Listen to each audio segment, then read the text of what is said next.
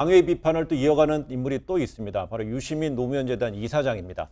그 유 이사장이 조국 정국과 관련해서 한 발언이 또다시 주목을 받고 있습니다. 좀 관련 발언 잠시 들어보겠습니다.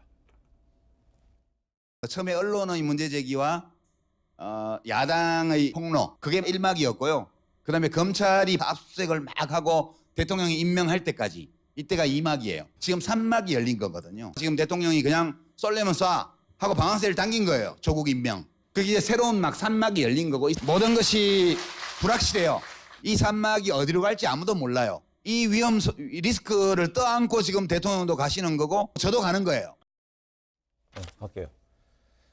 네, 그 유시민 이사장 현재의 조국 정국을 연극에 비유하면서 산막이 올랐다 이러면서 문 대통령이 리스크, 그러니까 위험을 안고 가는 것이라고 말했습니다. 유 이사장이 말하는 위험, 리스크 요소는 뭘 말하는 걸까요? 저는 진짜 우리 유시민 이사장 저도 가끔 비판하지만 말씀은 좀 가볍지만 촉은 진짜 대단한 분이다. 왜냐하면 산막이라는 게 정말 아주 유효적절한 그 표현인 게 뭐냐면 저희도 지난번에 이제 여기서 얘기했잖아요. 우리 코너에서 네. 대통령이 조국 장관을 임명함으로써 이제 야당과 어떤 이 비판 여론의 화살이 대통령에 가게 돼 있거든요. 왜냐하면 여태까지 그 전까지는 조국 개인의 문제였어요. 근데 대통령이 임명했다는 건 대통령이 인사권을 행사한 거니까 본인이 보증을 쓴 거잖아요.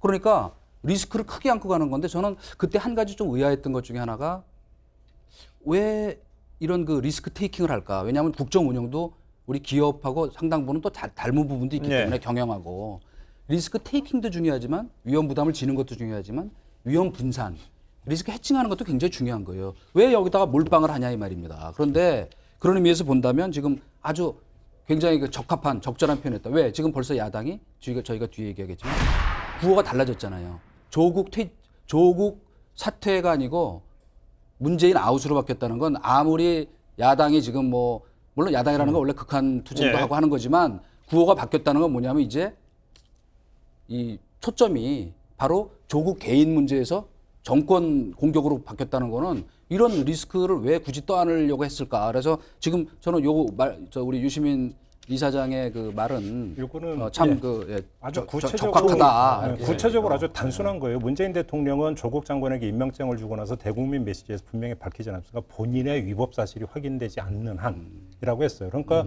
이 리스크라고 하는 것은 만약에 검찰 수사 결과 조국 장관 본인의 위법 사실이 만약에 확인이 된다면 이라고 하는 가정어법이 되는 거고요.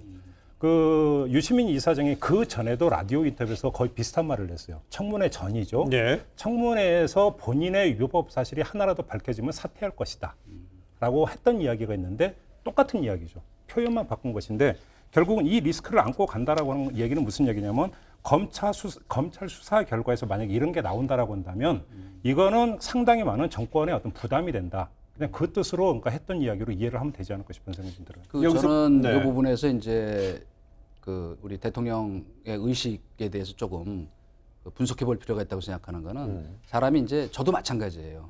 한 3, 40년 한 직업에 종사하면 직업적 속성이 생깁니다. DNA죠. 그러니까 이 법률가 출신들이 무슨 한계가 있냐면 법적으로 문제가 되느냐 안 되느냐를 주로 따진다고. 그래서 예를 들어 지난번에도 그 김기식 금감원장 때 한번 상황을 보세요. 자, 이제 자기가 어쨌든 그 피감 기관의 특혜성 외유를 강거로 됐잖아요. 네. 그러니까 결정을 못 내리고 저하간 그다음에 요새 벌어지는 일하고 좀 비슷한데 일단 물타기를 했어요, 여당에서. 자, 전수조사하자. 네. 그러다가 안 되니까 나중에 중앙선관위에 위법적 요소가 있느냐?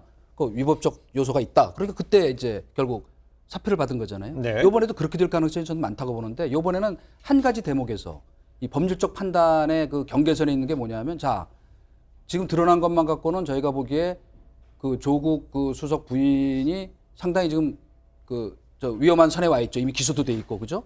근데 그러면 본인은 애매한 부분까지 갈 수 있어요. 회색지대에. 진짜 관여를 했는지 안 했는지. 아니라고 끝까지 우기면 사실 입증하기도 쉽진 않을 테니까. 그럴 땐 어떡할 거냐. 부인이 만약 구속되는 사태가 올 때. 그러니까 바로 이제 이 부분인데 그래서 자꾸 저희가 법은 도덕의 최소한이니 예의 염치니 금도니 조선시대까지 하는 이유는 뭐냐면 이게 국민적 상식인 거예요. 그러니까 그 부분에서 이미 늦었지만 이렇게까지 말하자면 올인해가지고 조국 이미 보호에 다리 건넜잖아요. 사실. 그러니까 그래서 좀 안타깝다는 예. 말씀이에요, 제 말씀은. 그러니까. 예, 예. 그러니까 결국은 정무적 판단의 여지는 임명장 주기 전이었죠. 그 사실은 그 줬는데 임명장을 주는 순간부터 사실은 이것은 정무적 판단의 영역에서 사법적 판단의 영역으로 넘어갔다고 네. 보는 것이고 사법적 어떤 그러니까 검찰의 수사 결과에 따라서 최종적인 어떤 다시 그러니까 최종적인 정무적 판단의 여지가 달라지는 부분들 여기서 리스크를 이야기한 걸로 이렇게 이해를 하면 될 것 같습니다. 근데 이제 그 대목에서 저희가 자꾸 추석 연휴에도 이제 여러 가지 새로운 뉴스들이 나왔잖아요. 근데 이제 정말 조심해야 된다고 저는 생각하는 게 그 바로 이른바 이걸 지켜보고 있는 국민 다수, 그 국민 다수 중에서도 열혈한 이른바 문재인 대통령 지지 세력 말고 중간에 있는 말하자면 그 중도 세력이랄까 네. 무당파층이랄까 네. 해서 늘어나고 있다는 그 사람들이 어떤 판단하느냐가 사실은 결정적이거든요. 그런데 지금 우리는 그런 그 지금 죄목이 구체적으로는 없어요. 직권남용일 수밖에 없는데 미국에 있는 사법 방해 같은 그 자꾸 그 오해를 불러일으킬 만한 뭐 차관이 뭐 그 윤석열 총장 배제한 뭐 저걸 한다 이런 얘기를 하고 또 밑에 실제로 검찰국장이라는 자리가 뭐냐면 검찰 인사를 총괄하는 자리예요. 그런 사람이 전화해서 그 담당하는 이 검사장한테 이거 뭐 좀 그렇게 하면 안 될까 그러면 그게 어떻게 받아들여지겠어요? 네. 그러니까 그때 한번 일단 이것도 지나갔으니까 뭐 고발했으니까 뭐 어떻게 될지 모르겠어요. 어떤 판단할지 그 시민단체에서 이게 직권남용 특히 사법 방해라는 오해를 사는 그런 행동은 앞으로도 일체 중단하고 청와대하고 여당은 이제 여기서 이제 손 띄고 엄정하게 성역 없이 수사하라 대통령이 이 말씀하시는 게 맞다고 봐요. 네. 그래야 나중에 결과가 나오더라도 납득을 하죠 사람들이. 검찰 수사 일단 예, 기다려보죠. 예, 유의